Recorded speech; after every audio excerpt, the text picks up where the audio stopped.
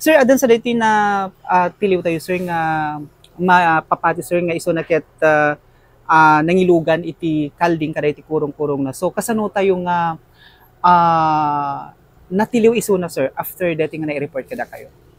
Tatay aldaw sir, mga alas 12:30 ti aldaw. Opo. Adi may nga taga barangay Santa Cruz, Okay. Corimao, Ilocos Norte nga agpatpatulong kada kami di kano dingwen na kalding ket mapugpukaw ngayon bayat iti panag sapsapol na ada nakita ng CCTV toy barangay Santa Cruz ket sinirip na jay CCTV ket ije na nga nakita nga idi malim ada simrek nga duang may nga kurong-kurong nga blue tea trapal iti nga to na simrek apag darikmat adamit da karga-karga na nga duang nga kalding nga brown in puraw so imay na in pakamo nga dagos itoy ket gapo tay di makita mi iti CCTV nga kasto nga kurong-kurong ket nabaya kami iti Kurimawen ko pay nakit na in-encounter day nga kurong-kurong so nagsuspetsa kami nga ada iti kabang-ibang nga ili detoy so nakipag-coordinate kam iti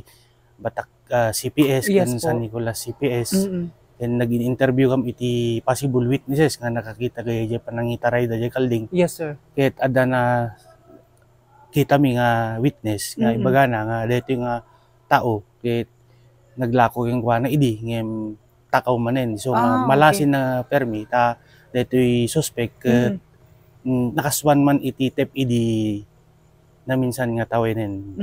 Okay. Sir, taga ano detoy suspect tayo sir? Taga San Nicolas, Bingaw, San Nicolas sir, okay. Barangay So, Bingaw. ti record na sir adan dagiti imun una nga naaramid nan iti kasto nga aramid sir. Wen sir pa nagtakaw met lang ti kalding previously jay San Nicolas ti pilaan iti complaint.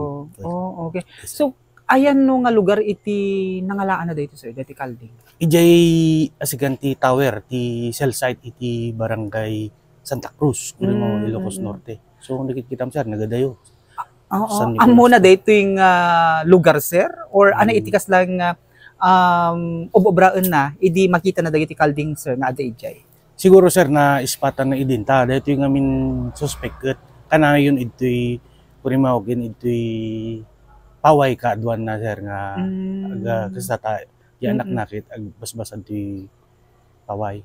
Okay. So manut gatad dagiti natakaw nga kalding kanya na. No kita sir barbaro nga anak lang jay natakaw nga kalding so dakil almost 6'5" kasi ti mesa. Yes sir, jay mesa sir basit ngem ana bumabati 5,000 di sir jay mesa nga kalding nga batbatit sir. Okay. Sir, lastly apila tayo man sir kadagiti kalugaran tayo iti Pawa or iti Corimao kang runa na dagiti agiparparnged ta pag-aamo tayo sir we observe that dagiti kalding ket adadalang dita kalsada ken iti dagiti bukid. So any message kada kwada sir tapno diga sagat haanen pay nga mapasamak iti anyaman nga kastoy nga insidente nga dagayam dagiti mangmanmanman mang sipsipot kadagiti pagiparngodan da sir.